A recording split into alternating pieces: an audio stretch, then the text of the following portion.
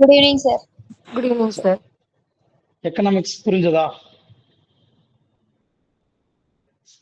யாருக்கும் ஏதாவது டவுட், சந்தேகங்கள்? எக்கனாமிக்ஸ் ஃபர்ஸ்ட் கிளாஸ் ஸ்டார்ட் பண்ணியிருப்போம். பேசிக்கா எக்கனாமிக்ஸ்னா என்னன்றது மட்டும்தான் கடந்த வகுப்புல நம்ம தெளிவாக பார்த்திருப்போம். யாருக்கும் எந்த சந்தேகமும் இல்லைன்னு நினைக்கிறேன். நான் யாருமே கேட்கல. சரி, இப்ப அடுத்து பாருங்க, சிலபஸ்ல இருக்கக்கூடிய முதல் வார்த்தை இப்பதான் நம்ம போக போறோம். மிக தெளிவாக இந்த வகுப்பை கொஞ்சம் பாருங்க. இது இந்த கடந்த வகுப்புல பார்த்தது பேசிக்கா பொருளாதாரம் என்றால் என்ன அப்படின்னு மட்டும் பார்த்தோம். ஸோ இந்த வகுப்புல இருந்துதான் சிலபஸுக்குள்ள நம்ம போக போறோம். தெளிவா பாருங்க. அப்ப நம்ம சிலபஸ் பாருங்க, முதல் வார்த்தை nature of Indian economy. Nature of Indian economy, இந்திய பொருளாதாரத்தினுடைய இயல்புகள். இப்ப இதுல இருந்து ஒரு கரண்ட் அஃபேர்ஸ் கொஸ்டின் நமக்கு கேட்க வாய்ப்பு இருக்கிறது பாருங்க. ஏன்னா உங்களுக்கு கொடுத்திருக்கிறது 2025 ஆண்டு டேட்டா படி கொடுத்திருப்போம். இது தற்போது 2026 இந்த டேட்டாஸ் மாறிடுச்சு. ஸோ புக்கை கையில வைத்திருப்பவர்கள் கொஞ்சம் மாத்தி எழுதிக்கங்க. ஏன் இதை மாத்தாம இருக்கோம்னா, IMF ஏப்ரல் 2026 கொடுத்திருக்கக்கூடிய டேட்டா படி தற்போது இந்தியா, டவுட் எதிர்க்காப்பா சார்? உங்க போர்டு தெரியல சார், வேற போர்டு தான் சார், வேற ஒருத்தவங்க ஸ்கிரீன் தான் சார் தெரியுது. யார் அவர்? இப்போ உங்களுடைய ஸ்டூடெண்ட்ஸ் உங்களுடைய ஸ்கிரீனை கொஞ்சம் ஆஃப் பண்ணுங்க. என் போர்டு வந்துருச்சா?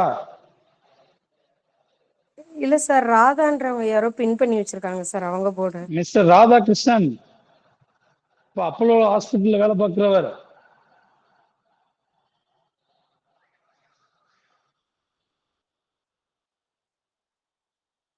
தம்பி, ராதாவை டெலிட் பண்ணி விடு, அப்புறம் திருப்பி வந்து ஜாயின் பண்ணிக்கிட்டேன். சரி, இப்ப பாருங்க, தற்போது உலக பொருளாதாரத்தில் இந்தியா 6வது இடத்தில் இருக்கிறது. கவனமா பார்க்கணும். நம்ம மெட்டீரியல்ல இந்தியா 4வது இடத்தில் இருக்குன்னு சொல்லியிருப்போம். ஆனால் தற்போது பாருங்க, 2026 ஏப்ரல் மாதத்திலிருந்து உலக பொருளாதாரத்தில் இந்தியாவுடைய நிலை 6th பிளேஸ்யா. இதுக்கு பக்கத்துல கொஞ்சம் நோட் பண்ணி வச்சுக்கோங்க. ஃபர்ஸ்ட் பிளேஸ்ல பாருங்களேன். ஃபர்ஸ்ட் பிளேஸ்ல இருக்கக்கூடியது அமெரிக்கா, செகண்ட் சீனா, தேர்டு ஜெர்மனி. இப்ப பாருங்க, 4th பிளேஸ்ல இந்தியாவை அடிச்சுட்டு ஜப்பான் மாத்திக்கீங்க. 4th பிளேஸ்ல அட் பிரசன்ட் இருக்கக்கூடியது ஜப்பான். 5th பிளேஸ்ல இருக்கக்கூடியது UK. 6th பிளேஸ்ல இருக்கக்கூடியது இந்தியா. 6th பிளேஸ்ல இருக்கக்கூடியது இந்தியா. அப்ப ஜப்பான் பொறுத்த வரைக்கும் பாருங்க, $4.38 பில்லியன். மாத்திக்கீங்க. அட் பிரசன்ட் டேட்டா படி ஜப்பானுடைய பொருளாதாரம் தற்போது US டாலர்ல $4.38 பில்லியனாக இருக்கிறது. அடுத்து UK பொறுத்த வரைக்கும் டாலர்ல $4.26 பில்லியன். இந்தியாவுடையது 4.15 பில்லியன் டாலர்ல. இதை மாத்திக்கணும். இது தற்போதைய கரண்ட் அஃபேர்ஸ் படி, சரிங்களா? இதுல IMF தெளிவா என்ன கொடுத்திருக்காங்க அப்படின்னா, இது இந்த நிலை என்பது தற்காலிகமானது. சோ அடுத்த ஆண்டு 2027 இந்தியா 3வது இடத்தையே பிடிக்க வாய்ப்பு இருக்கிறது அப்படின்னு சொல்லியிருக்காங்க. சரி, இப்ப அடுத்த கேள்வி, இந்தியாவுடைய உலக பொருளாதாரத்தில் இந்தியாவுடைய தற்போதைய சரிவிற்கு காரணம் என்ன? எதனால கடந்த ஆண்டு 4வது இடத்தில் இருந்த இந்தியா தற்போது 6வது இடத்திற்கு மாறி இருக்கு அப்படின்னா, ஒரே ஒரு காரணம் தான், அமெரிக்க டாலருக்கு நிகரான இந்திய ரூபாயின் மதிப்பு கடும் வீழ்ச்சியை சந்தித்திருக்கிறது. சரிங்களா? அப்ப அதற்கு காரணம் என்ன? அமெரிக்கா ஈரானுடைய போர் காரணமாக நாம் வாங்கக்கூடிய குரூட் ஆயில் கச்சா எண்ணெயினுடைய விலை அதிகரித்திருக்கிறது. சோ நமக்கு என்னது எக்ஸ்பெண்டிச்சர் செலவீனங்கள் அதிகரித்திருப்பதால் அப்ப டாலருக்கு நிகரான இந்திய ரூபாயினுடைய மதிப்பு கடும் வீழ்ச்சியை சந்தித்து அது இந்தியாவுடைய அனைத்து துறைகளிலும் உற்பத்தியை பாதித்து மொத்த உள்நாட்டு உற்பத்தியான கிராஸ் டொமஸ்டிக் ப்ராடக்ட்லையும் நம்ம என்ன பண்ணிருக்கோம் இம்பாக்ட் பண்ணதுனால நம்முடைய உற்பத்தி திறன் தற்காலிகமாக குறைந்திருக்கிறது. காரணம் செலவீனம் அதிகரித்திருக்கிறது. சரி, இது கேள்வி கேட்கலாம்யா. ஏன் உலக பொருளாதாரத்தில் இந்தியா 4வது இடத்திலிருந்து 6வது இடத்திற்கு மாறியது? அதற்கான காரணங்கள் என்ன அப்படின்னு கேட்டாங்கன்னா தெளிவா சொல்லணும். டாலருக்கு நிகரான இந்திய ரூபாயினுடைய மதிப்பு வீழ்ச்சி. சரிங்களா? புரிஞ்சது என்னன்ட்டு? இது எப்ப வேணாலும் பாருங்க. ஏன் IMF இந்தியா எப்ப வேணாலும் முன்னேறும்னு சொல்லியிருக்காங்க? ஈரான் அமெரிக்கா போர் எப்ப வேணாலும் முடியலாம். கச்சா எண்ணெயுடைய விலை நமக்கு குறையும் போது ஆட்டோமேட்டிக்கா அது இந்தியாவுக்கு சாதகமாக மாறி உற்பத்தி திறன் அதிகரிப்பதற்கு வாய்ப்பு இருக்கிறது. சரிங்களா? சோ கரண்ட் பேஸ் புரிஞ்சா என்னன்ட்டு? Yes sir. இதுல யாருக்கும் டவுட்ஸ் இருக்கா? இதை மட்டும் எழுதி வச்சுக்கீங்க. உங்க எக்ஸாம் போறதுக்கு முன்னாடி இந்த டேட்டாஸ் மாறிச்சுன்னா நான் குரூப்ல இன்டிமேட் பண்ணுவேன். அப்ப அந்த டேட்டாவை கரண்ட் அஃபேர்ஸ்க்கு தகுந்த மாதிரி மாற்றிக்கொள்ள வேண்டும். சரி, இப்ப உங்கள்கிட்ட ஒரே ஒரு கேள்வி மட்டும் கேட்டு நம்ம கிளாஸ் ஆரம்பிப்போம். கொஞ்சம் முக்கியமா நீங்க புரிந்து கொள்ள வேண்டியது பாருங்க. ஒரு டாலர் ஈக்குவல் டு 50 ரூபாய். ஒரு டாலர் ஈக்குவல் டு சரி இப்ப இருக்கிற ரேட் வருவோம் நியர்பை அரௌண்ட் 90 ரூபாய். இது எது இந்தியாவுக்கு பாசிட்டிவ் நன்மை பயக்கும்? ஒரு அமெரிக்க டாலருக்கு நிகரான இந்திய ரூபாயின் மதிப்பு 90 ரூபாய். அப்ப உதாரணத்திற்கு நீங்க துபாயில போய் உதாரணத்துக்கு பாருங்க. துபாயில ஒரு ஆப்பிள் வாங்குறீங்கன்னு வச்சுக்கோங்க. இப்ப துபாயில ஒரு ஆப்பிளுடைய ரேட்டு $2 நீங்க இந்திய ரூபாயில எவ்வளவு கொடுக்குற மாதிரி இருக்கும்? 90 + 2 180 ரூபாய் கொடுக்கணும். சரிங்களா? சரி, இப்ப உங்கள்கிட்ட கேட்கிற கேள்வி என்னன்னா, ஒரு டாலருக்கு நிகரான இந்திய ரூபாயின் மதிப்பு 90 ரூபாய், டாலருக்கு நிகரான இந்திய ரூபாயின் மதிப்பு 50 ரூபாய். எது வீழ்ச்சி? எது இந்தியாவிற்கு நெகட்டிவ்னு கேட்கிறேன். 90 நெகட்டிவ் ஒத்துக்கிறீங்களா? இல்ல 50 நெகட்டிவா? நல்லா பாருங்க. இந்த வேல்யூ கூட கூட இந்தியன் எக்கனாமி கீழே போய்கிட்டு இருக்குன்னு அர்த்தம். புரிஞ்சுக்கணும். ஏன் சார் அது எப்படி சார் அப்படின்னா ரொம்ப சிம்பிள், ஈஸியா புரிஞ்சுக்கங்க, பெரிய கஷ்டம் கிடையாது. இப்ப குரூட் ஆயில் வாங்குறோம் சரிங்களா? ஒரு குரூட் ஆயில் பேரல்ல 190 லிட்டர் இருக்கும். அப்ப ஒரு பேரல் பெட்ரோல் $100 வச்சுங்க. அப்ப $100 90 ரூபாயாக இருக்கும்போது எவ்வளவு கொடுத்து வாங்குவோம்? 9000 ரூபாய். இதே 50 ரூபாயாக இருந்தால் 5000 ரூபாய் கொடுத்து வாங்குவோம். அப்போ 9000 ரூபாய் கொடுத்து நீங்க வாங்கிட்டு வரும்போது பெட்ரோல் டீசல் மண்ணெண்ணெயினுடைய விலை எப்படி இருக்கும்? 5000 ரூபாய் கொடுத்து வாங்கிட்டு வரும்போது. அப்ப இங்க பொருளுடைய விலை குறையும், இங்க பொருளுடைய விலை அதிகரிக்கும். அதான் பாருங்களேன், ஒரு டாலர் ஈக்குவல் டு 1 ரூபி அப்படின்னு எப்ப மாறுறோமோ அப்ப நம்ம என்ன ஆயிடுவோம்? டெவலப்டு கண்ட்ரியாக மாறிவிடுவோம். சரிங்களா? இந்த நிலைக்கு நம்ம வரும்பொழுது இந்தியாவும் அமெரிக்காவுக்கு சமமான டெவலப்டு கண்ட்ரியாக நமக்கு மாறும். சரிங்களா? ஆனா இப்ப பிரச்சனை என்னன்னாக்க இந்த ரேட் அதிகரித்து கொண்டே போவதால் இந்திய பொருளாதாரம் வீழ்ச்சி அடைந்து கொண்டிருக்கிறது. நீங்க வாட்டுக்கு வேல்யூ பார்த்து முடிவு பண்ணிடக்கூடாது. இந்த எக்ஸாம்பிள தெளிவா ஞாபகத்துல வச்சுக்கணும். புரிஞ்சா? ஆன்லைன் கிளாஸ் இருக்கவங்க வந்து போட்டுமா? Yes sir. சரி, போவாங்க. இந்திய பொருளாதாரத்தினுடைய பலங்கள் சரிங்களா? The strength of Indian economy. இப்ப நம்ம என்ன பார்க்க போறோம்னாக்க இந்திய பொருளாதாரத்துடைய பலம் பலவீனம் நம்ம பார்க்க போறோம். எதெல்லாம் பொருளாதாரத்துக்கு பாசிட்டிவாகவும் எதெல்லாம் இந்திய பொருளாதாரத்திற்கு நெகட்டிவாகவும் இருக்கு. ஃபர்ஸ்ட் ஒன் பாருங்க, India is a mixed economy. India ஒரு கலப்பு பொருளாதார நாடு.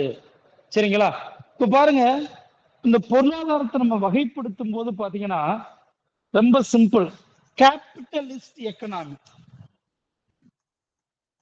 Socialist economy, mixed economy. உதாரணத்துக்கு சிம்பிளா சொல்றேன். கேபிட்டலிஸ்ட் எக்கனாமின்னா என்ன? முழுக்க முழுக்க இங்க இருக்கக்கூடியவங்க பாருங்க, பிரைவேட் தனியார் துறை முழுமையாக முக்கியத்துவம் பெறுகிறது. முதலீடுகள் செய்யப்படும், லாபங்கள் ஈட்டுவார்கள். அப்ப தனியார் துறை பொருளாதாரத்தை முழுமையாக கண்ட்ரோல்ல வச்சிருப்பாங்க. இதே சோசியலிஸ்ட் எக்கனாமி அப்படின்னா ரஷ்யாவில் இருக்கக்கூடியது. பொருளாதாரத்தினுடைய அனைத்து நடவடிக்கைகளையும் அரசே தீர்மானிக்கும். சரிங்களா? பொருட்கள் உற்பத்தி பாருங்க, கேபிட்டலிஸ்டுக்கும் சோசியலிஸ்டுக்கும், கேபிட்டலிஸ்ட்ல பொருளை உற்பத்தி செய்வதற்கான கட்டுப்பாடு கிடையாது, பொருள் விலையை நிர்ணயிப்பதற்கு கட்டுப்பாடு கிடையாது. சரிங்களா? தாராளமா நீங்க எவ்வளவு வேணாலும் உற்பத்தி பண்ணிக்கலாம், எவ்வளவு ரேட் வேணாலும் பிக்ஸ் பண்ணிக்கலாம். ஆனால் சோசியலிஸ்ட் எக்கனாமியை பொறுத்த வரைக்கும் அரசு தீர்மானிக்கும், இவ்வளவுதான் உற்பத்தி பண்ணணும். சரிங்களா? இந்த பிரைஸ்ல தான் மக்களுக்கு விற்பனை செய்ய வேண்டும் என்பதை சோசியலிஸ்ட் எக்கனாமியில அரசாங்கமே முடிவு செய்யும். ஆனால் இந்தியாவை பொறுத்த வரைக்கும் நம்ம மிக்சடு எக்கனாமியாக இருக்கோம். என்னன்னு பாருங்க, பிரைவேட் செக்டாரும் இருக்கிறது, பிளஸ் கவர்மெண்ட் செக்டாரும் இருக்கிறது. அப்ப பொதுத்துறை நிறுவனங்களும் இருக்கிறது, தனியார் துறை நிறுவனங்களும் இருக்கிறது. தனியார் துறை அரசு துறை ரெண்டும் இணைந்து மக்களுக்கு தேவையான பொருளாதார நடவடிக்கைகளில் ஈடுபடுகிறது. சோ அதனாலதான் இந்தியாவை கலப்பு பொருளாதார நாடுன்னு சொல்லுவோம். கேபிட்டலிஸ்ட் எக்கனாமியும் இருக்கும், சோசியலிஸ்ட் எக்கனாமியும் இருக்கும். சரிங்களா?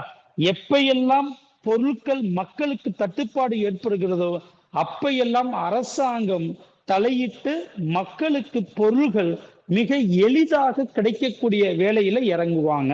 மறந்துடக்கூடாது. அப்ப India is a mixed economy. இதற்கு டிஎன்பிசி கொஸ்டின்யா, இந்தியாவை ஏன் கலப்பு பொருளாதாரம்னு சொல்றோம்? சரிங்களா? மறந்துடக்கூடாது. ஏற்கனவே டிஎன்பிசி எக்ஸாம்ல கேட்கப்பட்ட கேள்வி, பொதுத்துறை மற்றும் தனியார் துறை ரெண்டும் இணைந்து செயல்படக்கூடியது, private sector plus government sector. சரி, ரெண்டாவது பாசிட்டிவ் பாருங்க, வேளாண்மை முக்கிய பங்கு வகிக்கிறது. பாருங்களேன், 2011ஆம் ஆண்டு மக்கள் தொகை கணக்கெடுப்பின்படி இந்திய மக்கள்ல ஏறக்குறைய 60% மக்கள் தங்களுடைய வாழ்வாதாரமாக வேளாண்மையை சார்ந்திருக்கிறார்கள். அப்ப அக்ரிகல்ச்சர் அண்ட் அலைட் ஆக்டிவிட்டிஸ், சரிங்களா, மக்களுடைய மிக முக்கிய வாழ்வாதாரமாக வேளாண்மை மற்றும் அது சார்ந்த தொழில்கள் இருக்கிறது. ஆனா இது பொருளாதார வளர்ச்சியான்னு பார்த்தோம்னா கிடையாது. பாருங்களேன், இந்த 60% மக்கள் இணைந்து 17% ஜிடிபியை நமக்கு தருகிறார்கள். சரிங்களா? அப்ப யோசிச்சு பாருங்க, மீதி இருக்கக்கூடிய 40% மக்கள் 83% உள்நாட்டு உற்பத்தியை தர வேண்டும். அப்ப இந்த 40% யாரெல்லாம் இருப்பா? Service sector, treasury sector, industry இருக்கக்கூடிய எல்லாத்தையும் உள்ள வச்சுக்க. சப்போஸ் இங்க ஒரு பிரச்சனை இருக்கு, India is a agriculture based country, India வேளாண்மை சார்ந்த நாடு, மாற்று கருத்து இல்ல. ஆனா ஒரு பிரச்சனை இருக்கு, இந்தியன் மான்சூன், சரி, Indian agriculture based on monsoon. பாருங்க, இந்திய பொருளாதாரம் வேளாண்மையை சார்ந்திருக்கிறது. ஆனால் இந்திய வேளாண்மை பருவமழை அப்படின்னு சொல்லக்கூடிய மான்சூனை சார்ந்திருக்கிறது. ஒருவேளை மழை சரியாக இல்லை, என்ன நடக்கும்? இந்த 60% மக்களுக்கு வேலை வாய்ப்பு இருக்காது. அப்ப இந்த 60% மக்களுக்கும் இணைந்து என்ன பண்ணணும், இந்த 40% மக்கள் உழைக்க வேண்டியதாக இருக்கும். அப்ப என்ன பாசிட்டிவ் பாருங்க, இந்தியாவில் அதிகமான நபர் வேளாண்மையில் இருக்கிறார்கள். ஆனா அது எக்கனாமிக்கு பாசிட்டிவான பாசிட்டிவ் கிடையாது. அப்ப இந்த செகண்ட் பாயிண்ட் பாருங்க, இதுல பாசிட்டிவும் இருக்கு நெகட்டிவும் இருக்கு. அதிகமான நபர்களுக்கு வேலை வாய்ப்பை வழங்கும் வகையில் பாசிட்டிவ், ஆனா பொருளாதார வளர்ச்சிக்கு அது ஒரு தடையாக இருக்கிறது. அந்த பாயிண்ட் நம்ம நெகட்டிவ்னு சொல்லலாம். சரிங்களா? சரி, அடுத்து பாருங்க, மூன்றாவது பாயிண்ட் மிக முக்கியமானது. இந்தியா பொருளாதாரத்தினுடைய மிக முக்கியமான பாசிட்டிவ் அப்படின்னா வளர்ந்து வரும் சந்தை. அதுவும் குறிப்பாக வேகமாக வளர்ந்து வரும் சந்தை. இப்ப ஏன் பல வெளிநாட்டு நிறுவனங்கள் போட்டி போட்டுக்கிட்டு இந்தியாவில் முதலீடு செய்கிறார்கள்? காரணம் என்ன? மொபைல் டெக்னாலஜியா இருக்கட்டும் சரி, ட்ரெஸ் கடையாக இருக்கட்டும் சரி, அல்லது ஹோட்டல்ஸா இருக்கட்டும் சரி, அல்லது சர்வீஸ் செக்டாரா இருக்கட்டும் சரி, இந்தியாவுக்கு போட்டி போட்டு கொண்டு வருவதற்கு காரணம் என்ன சார்? மக்கள் தொகை அதிகனால சார். மக்கள் தொகை கிடையாது, மக்கள் தொகை கரெக்ட். ஆனா யங்ஸ்டர், இளம் வயது மக்கள் தொகை. சரி, ஒரு பொருளை வாங்கும் போது உங்க பேரண்ட்ஸை ஏமாத்த முடியுமா? உங்க பேரண்ட்ஸ் மார்க்கெட்ல போய் ஒரு பொருளை எப்படி வாங்குவாங்க? ஒரு தடவைக்கு 2 தடவை என்ன பண்ணுவான்? ஆராய்ச்சி செய்வான். நம்ம எப்படி வாங்குறோம்? போன உடனே வாங்கிட்டு, ஒருவேளை ஒரு 5 ரூபா 10 ரூபாய் பில் அதிகமாயிருக்கு, கடைக்காரர் உங்களுக்கு தரணும், நீங்க என்ன பண்ணுவீங்க? சார் அதை வாங்குறதுக்கெல்லாம் டைம் இல்லை எங்களுக்கு, நோ டைம், சரியா, நீங்களே வச்சுங்க. இதே உங்க பேரண்ட்ஸ் என்ன பண்ணுவாங்க? புரியுதா உங்களுக்கு? அவ்வளவு சண்டை போட்டு வாங்கிட்டு வருவாங்க. இவ்வளவுதையா, ஒண்ணும் கிடையாது. அப்ப இந்தியா ஏன், அதனாலதான் பாருங்க மிக முக்கியமானது. இதுல பார்த்தோம், ஆக்சுவலா 4th பிளேஸ் வந்து நம்ம இப்ப 6th பிளேஸ்க்கு வந்துட்டோம் இல்லையா? அதனால பாருங்க, இந்தியாவில் அந்த இளம் வயது மக்கள் தொகை, யங்ஸ்டர் பாப்புலேஷன் அதிகமாக இருப்பதால் போட்டி போட்டுக்கொண்டு foreign direct investment, foreign institutional investment, வெளிநாடுகளில் இருந்து அதிக முதலீடு வருகிறது. சரிங்களா? சரி, இப்ப இந்த இடத்துல ஒரு பாயிண்ட் இருக்கு. What is difference between FDI FII அப்படின்னா என்ன? ஃபாரின் டைரக்ட் இன்வெஸ்ட்மெண்ட், வெளிநாட்டு நேரடி முதலீடு, வெளிநாட்டு நிறுவன முதலீடு. ரெண்டுக்கு வித்தியாசம் என்ன? ரெண்டுமே ஃபாரின் இன்வெஸ்ட்மெண்ட் தான். யாருக்காவது தெரியுமா? இப்ப பாருங்க, ஃபாரின் டைரக்ட் இன்வெஸ்ட்மெண்ட் தான் ஒரு வெளிநாட்டு நபர் பணத்தை எடுத்துட்டு வந்து இந்தியாவுல இடத்தை வாங்கி ஒரு இண்டஸ்ட்ரியை கட்டி அதுக்கப்புறம் மேனுஃபேக்சர் என்ன பண்றது. அப்ப இதுல வந்துச்சு அப்படின்னா தொழில் தொடங்குவார்கள். சரிங்களா? இன்ஸ்டிடியூஷனல் இன்வெஸ்ட்மெண்ட் அப்படின்னா ஏற்கனவே இருக்கக்கூடிய ஒரு நிறுவனத்தில் முதலீடு செய்வார்கள். உதாரணத்திற்கு ஷேர் மார்க்கெட். இப்ப இதுல எது இந்தியாவுக்கு, ஒரு நாட்டுக்கு பாசிட்டிவ்?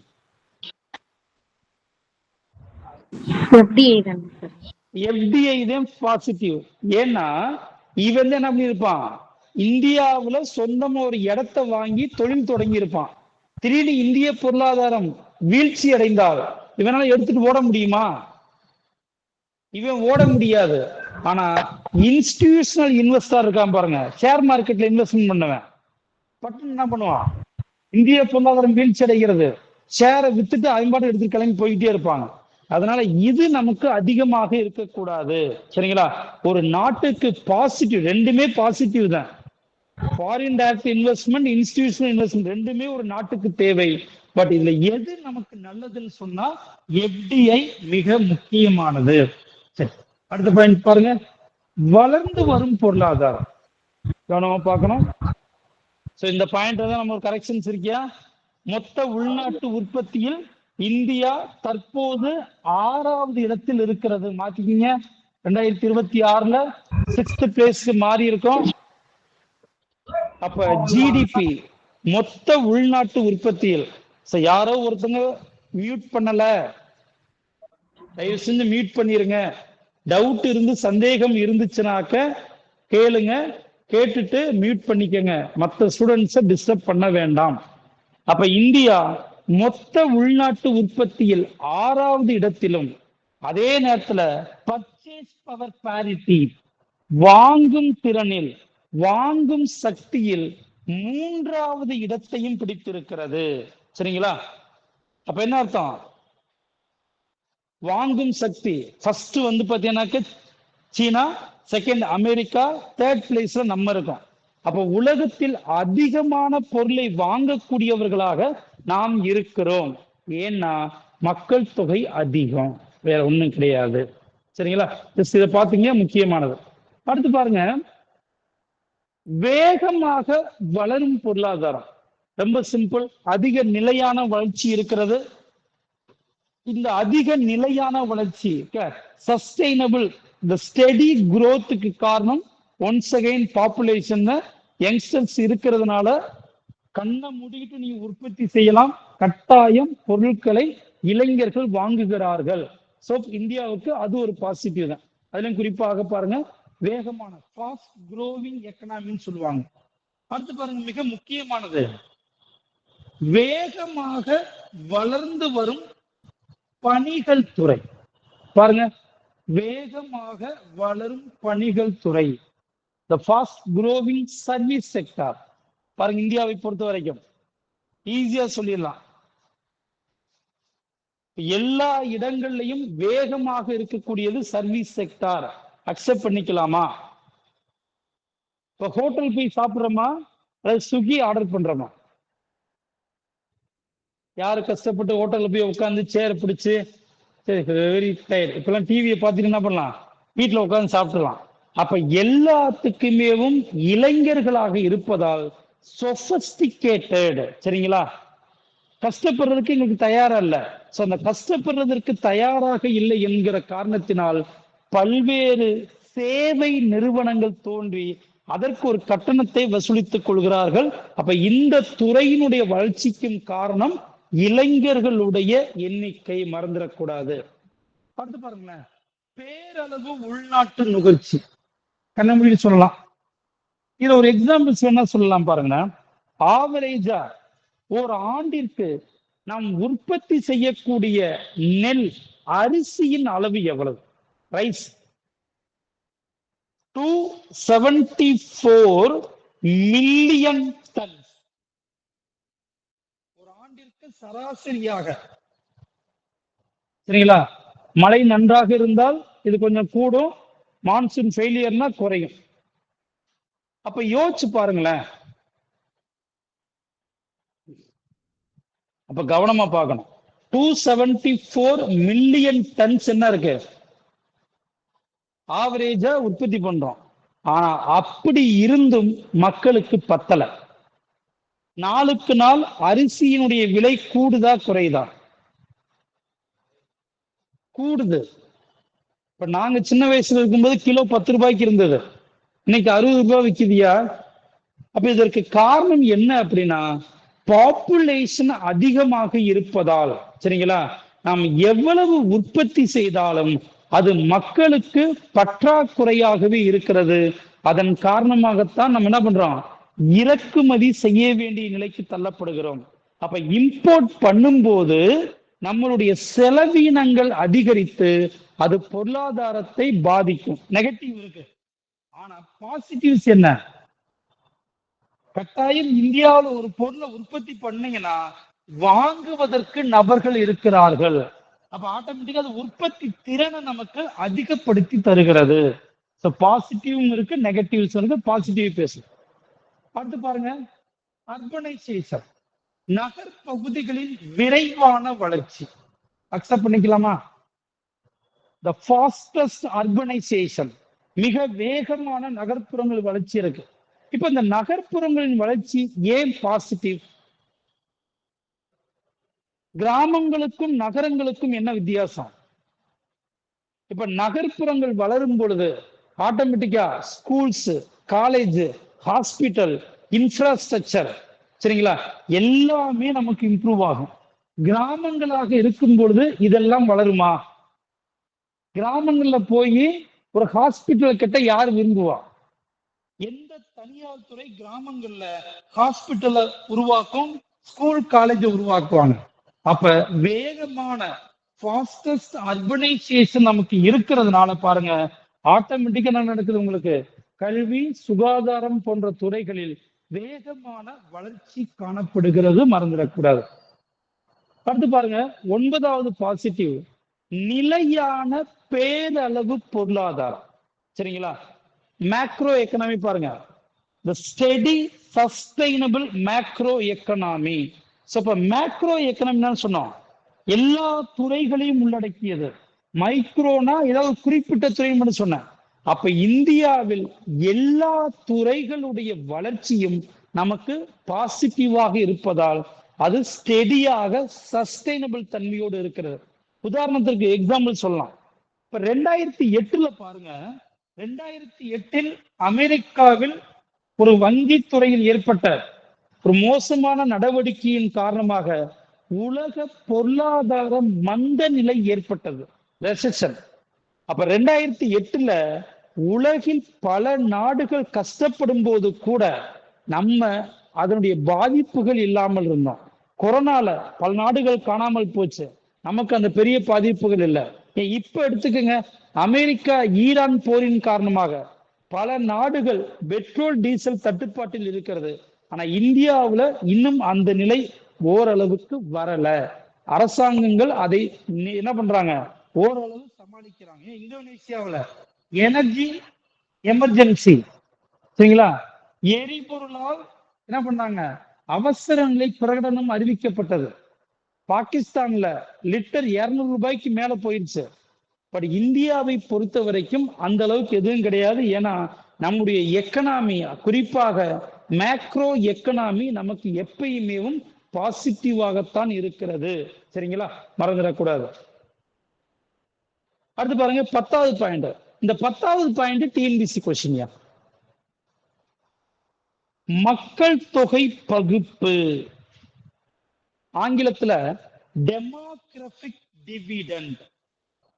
மக்கள் தொகை பகுப்பு என்றால் என்ன? டெமோகிராபிக் டிவிடெண்ட் என்றால் என்ன? ஒண்ணு இல்லையா, ஒரு நாட்டின் மக்கள் தொகையில் இளைஞர்கள் அதிகமாக இருந்தால் அது டெமோகிராபிக் டிவிடெண்ட். மக்கள் தொகை பகுப்பு என்பது ஒண்ணும் கிடையாது, ஒரு நாட்டின் மக்கள் தொகையில் யங்ஸ்டர்ஸ், இளைஞர்களுடைய எண்ணிக்கை அதிகமாக இருந்தால் அது டெமோகிராபிக் டிவிடெண்ட், மறந்துடக்கூடாது. சரிங்களா? சோ அது எல்லா வகையிலும் மனித வளம் பாருங்க, நாட்டினுடைய முதலீட்டை அதிகரிக்கும், வேலை வாய்ப்புகளை அதிகரிக்கும், உற்பத்தி திறனை அதிகரிக்கும், நாட்டுக்கு அது பாசிட்டிவா இருக்கும். ஏன் சீனாவை விட நம்ம ஓரளவு மேம்பட்ட நிலையில் இருக்கிறோம். இப்ப சீனா நீங்க நல்லா பாத்தீங்கன்னாக்க அவங்க க்ளோஸ்டு எக்கனாமினா ஓப்பன் எக்கனாமிக்கு வரல. சிம்பிளா சொல்லுவோமே, சீனாவை பாப்புலேஷன்ல நம்ம ஓவர்டேக் பண்ணதுக்கு காரணம் என்ன? ஏன்னா சீனா 1970களில் ஒன் சைல்டு பாலிசிக்கு போனாங்க, ஒரு குழந்தை திட்டம். அப்ப அந்த ஒரு குழந்தை திட்டத்தின் காரணமாக அப்ப பிறந்த குழந்தைகள் புறாமே தற்போது வயதான குழந்தைகளாக, வயதானவர்களாக மாறிவிட்டார்கள். சரிங்களா? சோ அதனால உற்பத்தி திறன் முழுமையாக பாதிக்கப்பட்டது. ஆனா இந்தியாவில் அப்படி கொண்டு வந்தோமா? இந்தியாவில் இளைஞர்கள் அதிகமாக இருப்பதால் எல்லா துறைகளும் உற்பத்தி அதிகரிக்கிறது, மக்கள் தொகையிலும் உற்பத்தி அதிகப்படுத்தணும். சோ ஈஸியா சீனா என்ன பண்ணிட்டோம், ஓவர்டேக் பண்ணிட்டோம். அப்ப இந்த டெமோகிராபிக் டிவிடெண்ட் என்பது மனித வளம், மனித வளத்தில் வேலை செய்யக்கூடிய இளைஞருடைய எண்ணிக்கை அதிகமாக இருப்பது. சரிங்களா? சோ இந்த கேள்வி ரொம்ப சிம்பிளா இருந்தது. What is demographic dividend?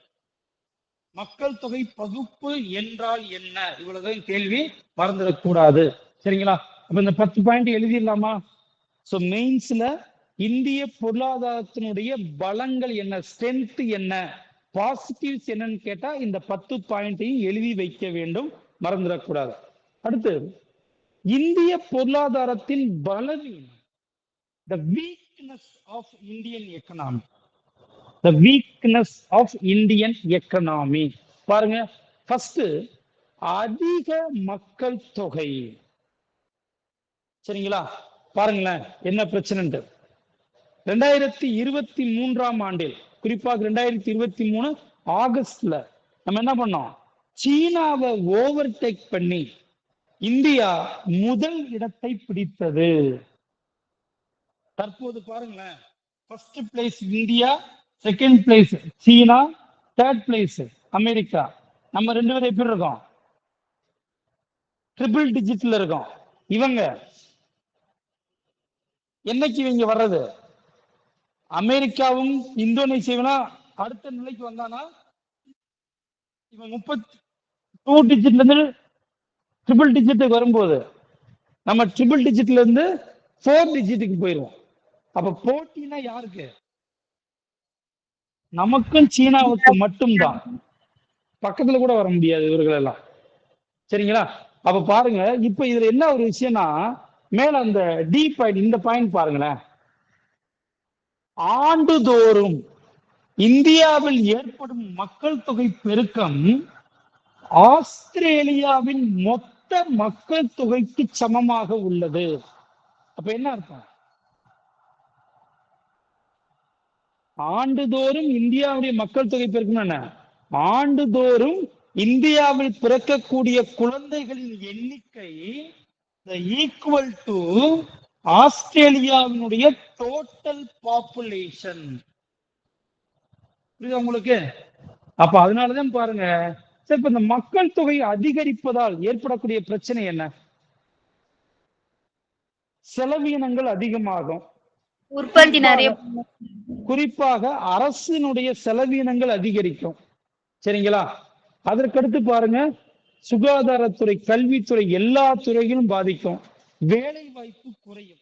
எல்லாருக்கும் வேலை வாய்ப்பு கொடுக்க முடியாது. அப்ப ஆட்டோமேட்டிக்கா வறுமை, பாவர்ட்டி வரும், அன்எம்ப்ளாய்மெண்ட் ஏற்படும். சரிங்களா? அப்ப அன்எம்ப்ளாய்மெண்ட், பாவர்ட்டி இதெல்லாம் ஏற்பட்டுச்சுனாக்க பொருளாதாரம் கடும் வீழ்ச்சியை சந்திக்கும். சரிங்களா?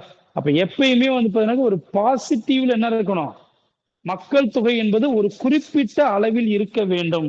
நம்ம அதையெல்லாம் தாண்டி போய்கிட்டு இருக்கோம், மறந்துடக்கூடாது. சரிங்களா? இதுல இன்னும் பாருங்க, மக்கள் தொகை பெருக்கம் அதனால் ஏற்படக்கூடிய விளைவுகள், மக்கள் தொகையை கட்டுப்படுத்துவதற்கு அரசு எடுத்திருக்கக்கூடிய நடவடிக்கைகள் எல்லாமே டீட்டெயிலா உங்களுக்கு பாப்புலேஷன் அப்படின்னு ஒரு யூனிட்ல கொடுத்துருக்க.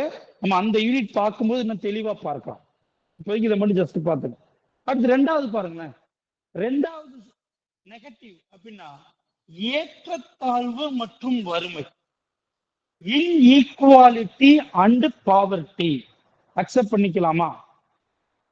இந்தியாவில தான் பாருங்க, ஆண்டிற்கு, மாதத்திற்கு, உதாரணத்துக்கு சொல்றேன், மாதத்திற்கு 2 லட்சம் ரூபாய் சம்பாதிக்கக்கூடியவர்களும் இருக்கிறார்கள். அதே நேரத்துல 2 ரூபாய் கூட சம்பாதிக்க முடியாதவர்களும் இருக்கிறார்கள். உதாரணத்திற்கு நீங்கள் ஆங்கில படங்கள் பாருங்க, எப்படி இருக்கும்? எல்லாமே காரு, பங்களா அந்த மாதிரி போகும். இதே இந்திய படங்களை பாத்தீங்கன்னாக்க ஹீரோ திடீர்னு பங்களால இருப்பார், அடுத்த சீன்ல பாத்தீங்கன்னாக்க சேரியிலக்க சாக்கடையில இருப்பார். ஏன்னா இந்தியாவில் பாருங்க, ஏழைகள் எண்ணிக்கை, பணக்காரர் அந்த வித்தியாசம் இருக்கு இல்லையா, எப்பயுமேவும் அதிகமாக இருக்கிறது. குறிப்பா டேட்டா படி பாத்தீங்கன்னா இந்தியாவுடைய ஒட்டுமொத்த வளங்களையும் 10% மக்களே அனுபவிக்கிறார்கள். அப்ப இந்த 10% பேருங்க பணக்காரர்களாக இருக்கிறார்கள். அப்ப மீதி இருக்கக்கூடிய 90% மக்கள் ஏழைகளாக இருக்கிறார்கள். சரிங்களா? அப்ப இந்த இன்ஈக்குவாலிட்டி அதிகமா இருக்கும். ரிசோர்ஸ் பூரா இந்த 10% ஆஃப் த பீப்புள்ஸ் எடுத்துக்கிறதுனால இந்த மீதி இருக்கக்கூடிய 90% மக்களுக்கு என்ன கிடையாது, போதிய செல்வம் கிடைப்பதில்லை. அவர்கள் பாருங்க வறுமையில் இருக்கிறார்கள். சரி, என்னமோ இப்போ வறுமைனா ரொம்ப சிம்பிள், ஒண்ணுமே இல்லாதது வறுமை கிடையாதுயா, இருந்தும் இல்லாத நிலைதான் கொடுமையானது. குறிப்பாக பாருங்களேன், பணக்காரனுக்கு எந்த பிரச்சனையுமே கிடையாது, ஏழைக்கு எந்த பிரச்சனையும் கிடையாது. ஆனா அந்த மிடில் கிளாஸ் இருக்கவனுக்கு என்ன பிரச்சனை? இப்படியும் போக முடியாது, அப்படியும் போக முடியாது. வாழ்க்கையை எந்த பக்கமும் சரியாக அமைத்துக் கொள்ள முடியாது. சரியா? அது வறுமையிலும் கொடுமையானது, மறந்துடக்கூடாது. அப்ப இந்த இன்ஈக்வாலிட்டிஸ் இந்தியாவை பொறுத்த வரைக்கும் அதிகமாக இருக்கிறது. அதனால் வறுமையும் அதிகமாக இருக்கிறது, மறந்துடக்கூடாது. சரி, அடுத்து பாருங்க. அடுத்த பாயிண்ட் ரொம்ப முக்கியமானது. அத்தியாவசிய பொருட்களுடைய விலை உயர்வு. சரிங்களா? எசென்சியல் கமோடிட்டிஸ், தேவையான பொருட்கள் விலை எப்பொழுதும் அதிகமாகவே இருக்கிறது. சரிங்களா? ஏன்? இப்ப இன்னைக்கு ஒண்ணு இல்ல, கோல்டுடைய ரேட்டு கூடுனதுக்கு காரணம் என்ன? தங்கத்தினுடைய விலை அதிகரித்ததற்கு காரணம் என்ன? மக்கள் தொகை தான், வேற ஒண்ணும் கிடையாது.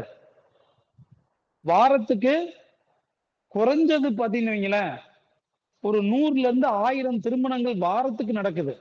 எல்லாரும் தங்கம் வாங்குறதுக்கு போறோம், ஆட்டோமேட்டிக்கா விலையை அதிகப்படுத்துகிறார்கள்.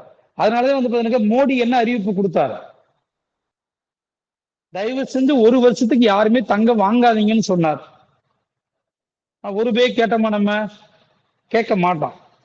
இதே உதாரணத்துக்கு ஃபார் எக்ஸாம்பிள், நம்ம யாருமே ஒரு மாதத்துக்கு பெட்ரோல் டீசல் போடவே இல்லப்பா, எல்லாருமே கவர்மெண்ட் பஸ்லயே போறோம்.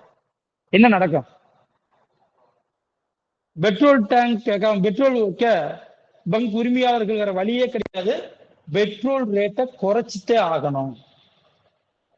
நீங்க ஜவுளி கடை எடுத்துங்களேன், யாருமே ட்ரெஸ் வாங்க வரலன்னா ஜவுளி கடைக்காரர் என்ன பண்ணிருவாரு? ஆடி தள்ளுபடி கொடுப்பார், டிஸ்கவுண்ட் கிடைக்கும். ஆனா இப்ப தங்கம் கோல்டுலயும் பெட்ரோல் டீசல்லையும் நம்ம என்ன பண்றதுல டிஸ்கவுண்ட் கொடுப்பதற்கு மக்கள் நம்மளே அனுமதிப்பது இல்லை. போட்டி போட்டுக்கிட்டு வாங்குறோம், கடைக்காரர் விலையை அதிகப்படுத்துகிறார்.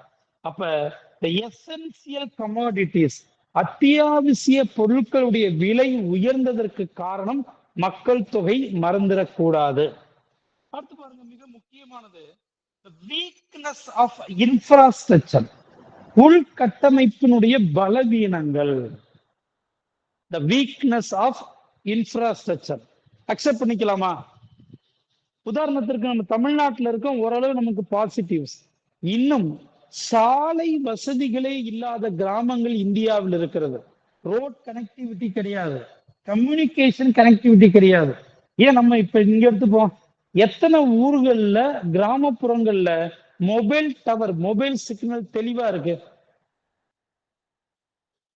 5G வந்துருச்சு, 5G வந்துருச்சுன்னு சொல்றாங்க. இன்னும் பல ஏரியாக்கள்ல வந்து பாத்தீங்கன்னாக்கா நமக்கு டவர் நெட்வொர்க்கே இருக்கிறது இல்ல. அப்ப என்னன்னு பாருங்க, டெவலப்டு கண்ட்ரி அமெரிக்கா மாதிரியான வளர்ச்சி அடைந்த நாடுகளை ஒப்பிடும் பொழுது உள்கட்டமைப்பில் நாம் பலவீனமாகவே இருக்கிறோம். இன்னும் அந்த உயர்ந்த நிலையை நாம் அடையவில்லை, மறந்துடக்கூடாது. அடுத்து பாருங்க, வேலை வாய்ப்பை உருவாக்கும் திறனற்ற நிலை. இது அக்செப்ட் பண்ணிக்கலாமா? ஆண்டுதோறும் இளைஞர்களுடைய எண்ணிக்கை அதிகரித்துக் கொண்டே இருக்கிறது. ஆனா இளைஞர்களுடைய எண்ணிக்கை அதிகரிக்கிற அளவிற்கு வேலை வாய்ப்பை நம்ம அதிகப்படுத்தி இருக்கோமா? உதாரணத்திற்கு ஆவரேஜா பாப்போமே, ஒரு எக்ஸாம்பிள் சொல்றேன். தமிழ்நாட்டில் மட்டும் 400 இன்ஜினியரிங் காலேஜ், உதாரணத்துக்கு 500க்கு மேல இருக்கு, சரி 500 இன்ஜினியரிங் காலேஜ்னு வைங்க. ஒரு இன்ஜினியரிங் காலேஜ்ல இருந்து 100 பேர் வெளியே வந்தா கூட வருஷத்துக்கு எத்தனை பேர் வெளியே வரான்? 50,000 இன்ஜினியர்ஸ் மட்டும் வர்றாங்க, ஃபார் எக்ஸாம்பிள் சொல்றேன். அப்ப அந்த 50,000 இன்ஜினியர்ஸுக்கு வேலை வாய்ப்பு இருக்கிறதா? இது நான் தமிழ்நாட்டுக்கு மட்டும் சொல்றேன். அப்ப ஆல் ஓவர் இந்தியாவில் எத்தனை இன்ஜினியரிங் காலேஜ் இருக்கும், எத்தனை இன்ஜினியர்ஸ் வெளியில வருவான்? இதை பாருங்க. ஆர்ட்ஸ் காலேஜ் யோசிச்சு பாருங்க, தெருவுக்கு ஒரு 4 ஆர்ட்ஸ் காலேஜ் இருக்கு, சரிங்களா? ஸ்கூல்ஸ் பாருங்க, பாலிடெக்னிக் பாருங்க, சரிங்களா? மெடிக்கல் காலேஜ் பாருங்க. அப்ப இவ்வளவு இளைஞர்கள் ஆண்டுதோறும் வெளியில் வருகிறார்கள். நாம் வேலை வாய்ப்பை உருவாக்கி இருக்கோமானா கிடையாது. ஏன் வேலை வாய்ப்பு நம்மால உருவாக்க முடியல? அரசாங்கம் எதனால் வேலை வாய்ப்பை உருவாக்க முடியவில்லை? ஒண்ணு இல்லையா, எல்லாமே ஃப்ரீன்னு கொடுத்துட்டா எங்கிட்ட வேலை வாய்ப்பு உருவாக்குவீங்க? பஸ் ஃப்ரீ, மாதம் 1000 ரூபாய். சரி, இப்ப ஆவரேஜா எடுத்துக்கங்க. ஆவரேஜா ஒரு கோடி குடும்பங்கள் இருக்கிறது. 1 கோடி குடும்பத்திற்கு மாதம் 1000 ரூபாய் யோசிச்சு பாருங்க, எவ்வளவு பணம் போகும். அப்ப இந்த பணத்தை எல்லாம் இலவசமாக கொடுக்காமல் ஒரு தொழிலை தொடங்குங்க, ஒரு இண்டஸ்ட்ரி ஆரம்பிங்க, வேலை வாய்ப்பு கொடுங்க, உற்பத்தி திறன் அதிகப்படுத்தலாம். அதை தற்போது இந்திய அரசாங்கங்கள் செய்யவில்லை. அனைத்து மாநில அரசாங்கங்களும் இலவசங்களை அதிகமாக தருவதால் வரக்கூடிய வருவாய் எல்லாம் இலவசங்களுக்கு செலவீடு செய்யப்படுவதால் நம்ம என்ன பண்ண முடியல, சரியான வேலை வாய்ப்புகளை உருவாக்க முடியவில்லை. அதுக்கப்புறம் இன்னொரு விஷயம் இருக்கு. இந்த world trade organisation, labour organisation இவங்கெல்லாம் கொடுத்த ரிப்போர்ட், ஒரு மிக முக்கியமான ரிப்போர்ட் இருக்கு. இந்தியாவில் பாருங்களேன், அவங்க என்ன சொல்றாங்கன்னாக்க, இந்தியாவில் இளைஞர்கள் அனைவரும் படித்திருக்கிறார்கள், ஆனால் அறிவாளிகளாக இல்லை. All youths are graduates, not knowledgeable. ஒத்துக்கலாமா? இப்ப எத்தனை பேர் இப்ப கிளாஸ் இருக்கீங்க பாருங்க, எத்தனை பேர் நீங்க வாங்கின டிகிரியில ஒரு 10 கேள்வி கேட்டா 10 கேள்விக்கு பதில் சொல்ல தெரியும்?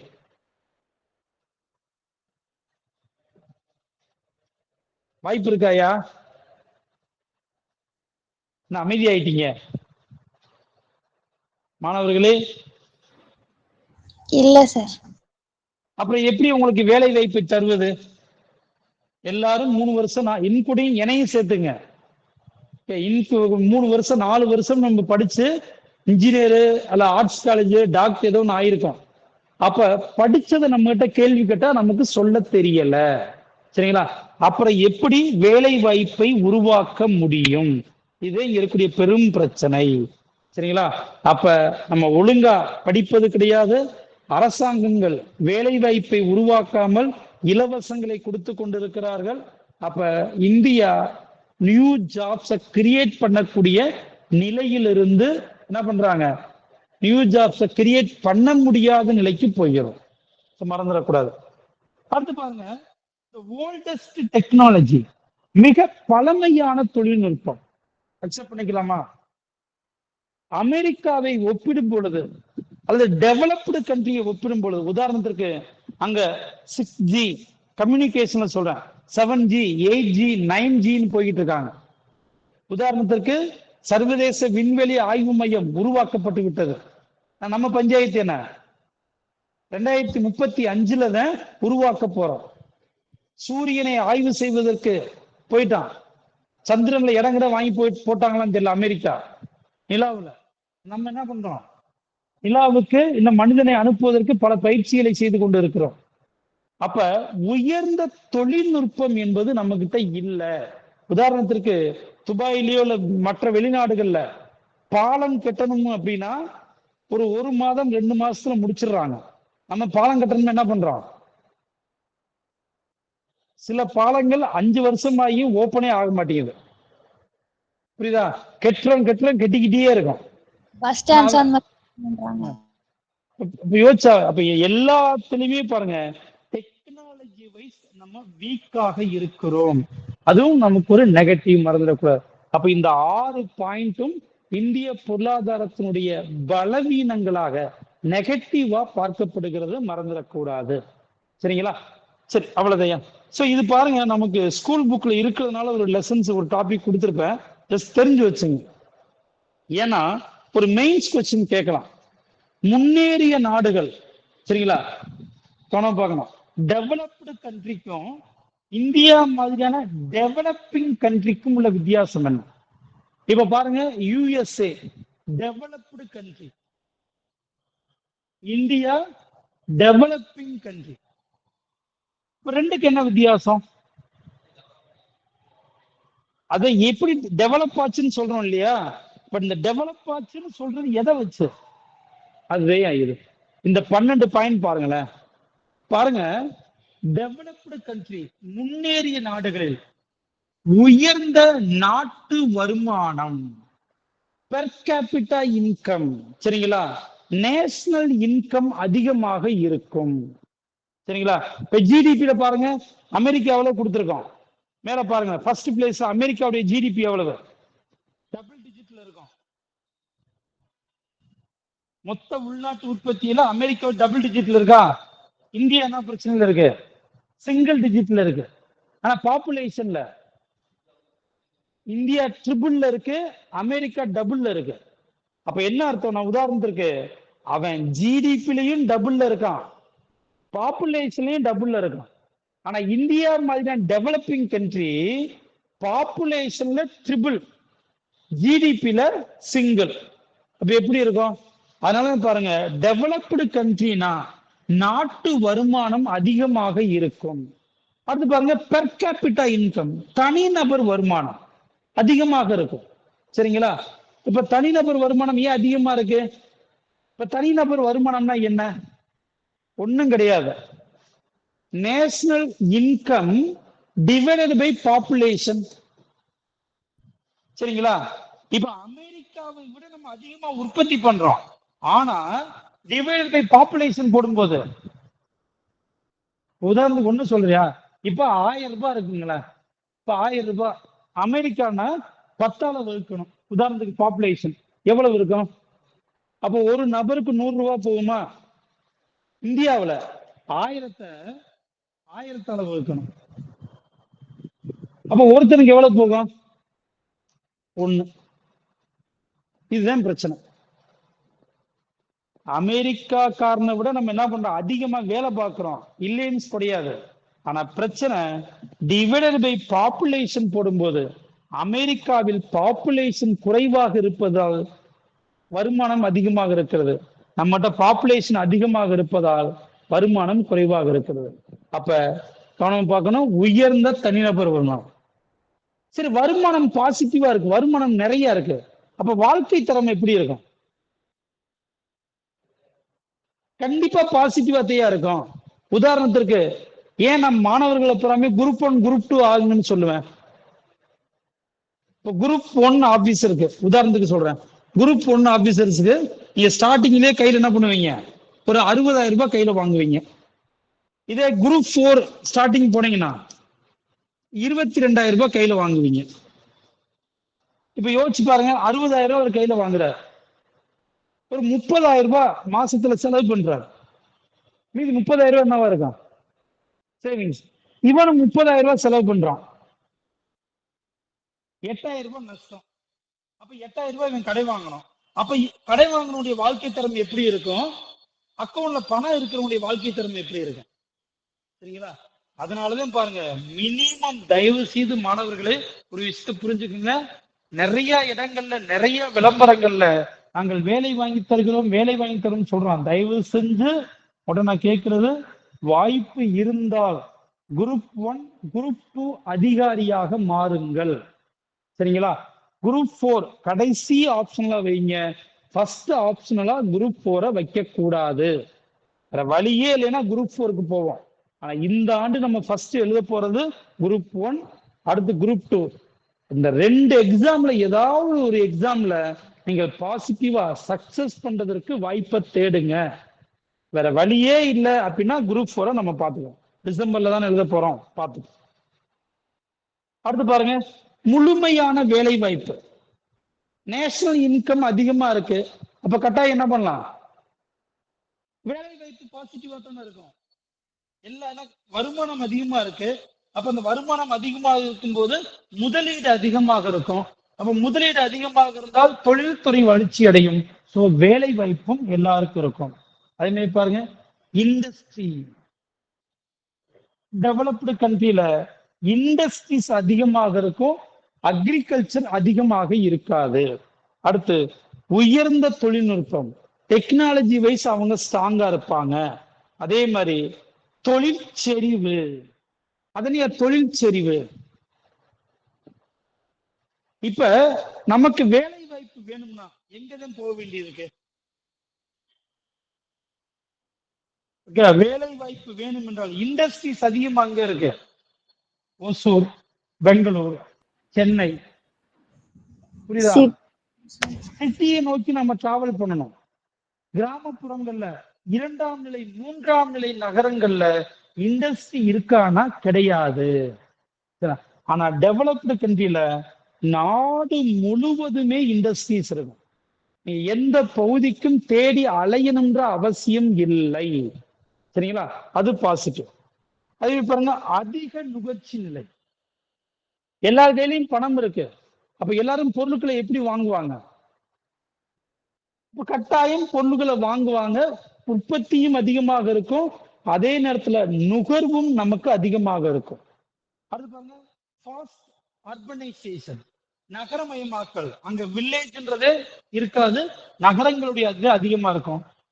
அது பாருங்க, பொருளாதார வளர்ச்சி பாசிட்டிவா இருக்கும்.